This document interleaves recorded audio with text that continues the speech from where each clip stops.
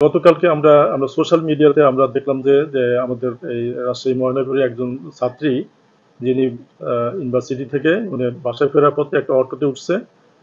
অটোতে তার সামনে বসা যে যাত্রী ছিল, পুরুষ যাত্রী, তিনি তাকে অশালীন আচরণ তার সাথে করে যেগুলা, এবং ওই ছাত্রী উনি সাহস করে ওটা অবশ্যই উনি মানে কৌশলে উনি একটা ভিডিও করে নিচ্ছে। ভিডিও করে পরবর্তীতে উনি এটা উনার পেজে বা সোশ্যাল মিডিয়াতে উনি এটা ওই ভিডিওটা দিয়ে উনি ওনার প্রতিক্রিয়াটা দিয়েছে, এবং এটা কিন্তু ওই ইয়েটা সোশ্যাল মিডিয়ায় এটা কিন্তু বিভিন্ন জায়গায় ছড়াই গেছে এবং যেমন ভাইরাল হয়েছে।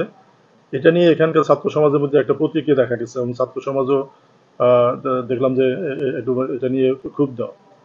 তো ওই সোশ্যাল মিডিয়ার ওই নিউজটা আমরা দেখে আমাদের যে আরএমপির যে সাইবার ইউনিট আছে, আমি রাতে বলছি যে সাইবার ইউনিটকে যে ওই লোকটাকে আইডেন্টিফাই করে ব্যবস্থা নেওয়ার জন্য। পরবর্তীতে আমরা রাতে আমরা তার লোকেশন পেয়েছি। সে মহানগরীর আমাদের রাজশাহী মহানগরীর রাজপাড়া থানাধীন কেশবপুর এলাকায় তার লোকেশন আমরা পেয়েছি।